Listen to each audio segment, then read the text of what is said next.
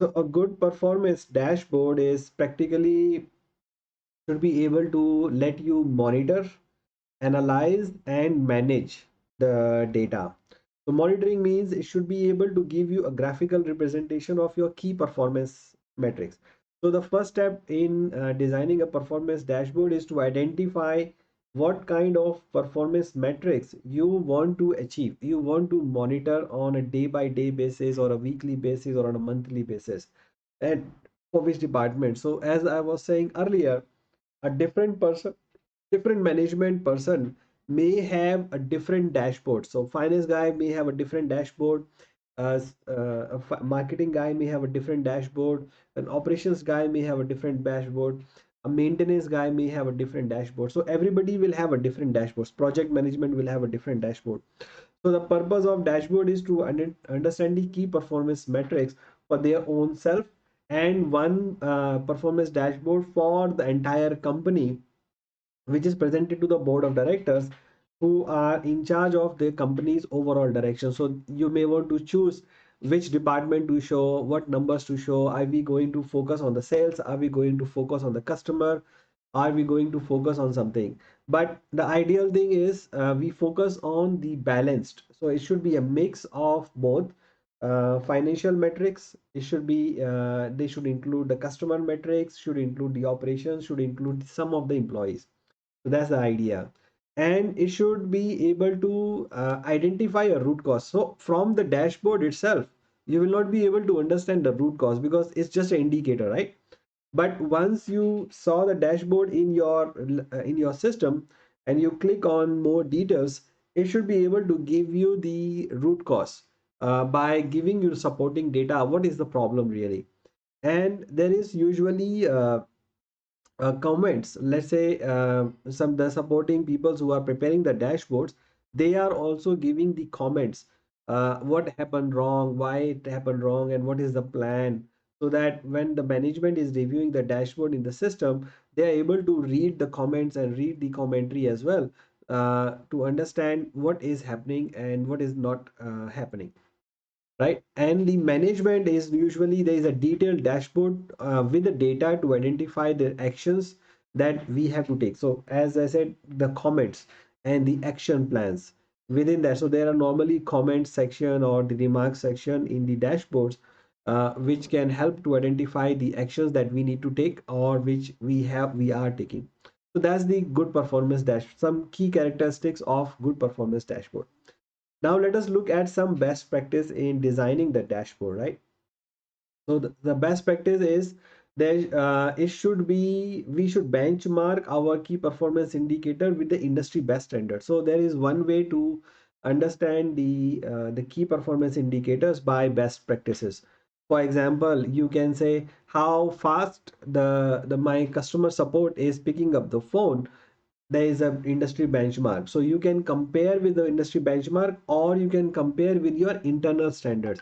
So maybe the company has looked at the international best practices or industry best practices and identify their own benchmarks, and then you are comparing your performance against your internal benchmarks, or you can compare with the industry best practices. But comparison is a key. The key is it should be able to benchmark and compare with certain standards. It can be industry standards or it can be your own standards which you have developed, the company has developed in keeping in line with the industry best practices, with the international best practices, with the objectives or vision or mission of the company that the company has. Then it prioritizes the alerts.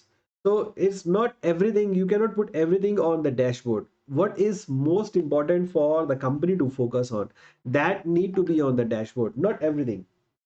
So you cannot put everything on the dashboard. You need to put only the few things which are really important for the company. So you have to choose what is important. Then it should be able to have the best business user comments. So who is preparing the users, who is preparing the comments, need to be able to put the comments there, so that the management or the person who is reviewing the dashboards have an understanding of whys, not just only what, because the dashboard will show what, what is happening. Are we below our standard, higher our standard, or lower our standard? But the comments will give us why, what happens. And then it should be able to give you a granular data presentation. So what does the meaning of granular is that once you see the overall picture, you should be able to get into the details by clicking more or knowing more about the root causes. So you should be able to get the details of the overall summary, so that you get an idea of what kind of information is required to make the decisions. So this is an example of the dashboard. Let's say if you want to understand more, then you can click into scan the big picture. You zoom into the important specifics and get into more details by looking at the supporting data. So that's the idea, and you need to pick the right visual context to present the data. So as we have seen in the past, we have different type of charts, different type of bar, different type of matrices. So you have to choose the right size, right design, and right style of presenting the information. So you may not want to choose a bar chart where the time series is more important, or a stack chart is more important, or if you want to focus only on the variances. So you have to choose the right way so that it fits into the dashboard, plus it's visually appealing. So in order to do that, you need to understand who is your audience, who is going to read the dashboards. So that is very important. So before we go into the other some other examples of not so good dashboard, here is an example of balanced scorecard dashboard. If for those who have not understood or who don't know what is a balanced scorecard, basically the balanced scorecard has four perspective. Balanced scorecard prescribe that every business has four perspectives. The four perspectives are: financial perspective, means how is our financial performance, for example, profitability, cost, revenue, debt, inventories. So these are financial metrics. How we are maintaining our financial strategies, how good is our financial health. So business is focusing on the finance, but not only finance, the business has to focus on the non-finance things as well. So we have another factor which is called the learning and growth, which is focusing on the employees, right? Which is not focusing on the financial factors. Here we are focusing on our employees. So in their on their wellness, on their trainings, on their recruitments, on the diversity, on the innovation of the employees, on the engagement of the employees. So there are many factors you must have understood when you were going through the HR module, that the company has many HR practices, and the leadership practices includes the training and development, the engagements, and other factors which makes the customers happy. So you might be hearing a lot of visionaries who are saying, like Jeff Bezos say, you take care of your customer will take care of, sorry, you take care of your employees will take care of your customers, and customers will take care of your stakeholders. So employees are a very important aspect, but it does not mean we forget about the other metrics. So you have to have the other metrics: finance, employees, and then you have your customers. So what kind of customers, what kind of metrics you are want to use for customer? For example, how fast you are able to deliver your products, how happy they are they upselling, are you able to upsell, or what is your customer recovery score? So there are many matrices you can use which is related with the customer, where it does not is not related with the finance, it does not relate with the employees, it does relate only to the customer. And then the fourth aspect of balanced scorecard is internal processes. So the internal processes means the efficiency in our processes. So maybe our energy saving processes, our corporate CSR, our efficiencies, centralizations, our digitalization, our digital transformation.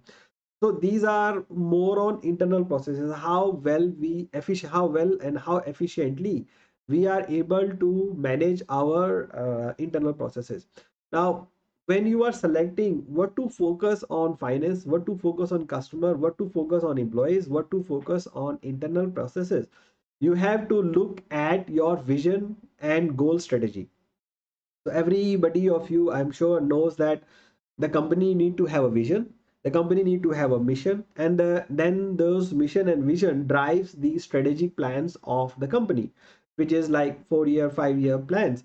And those vision and mission need to be achieved. So these all four perspective which we are discussing here need to align with the same vision and mission.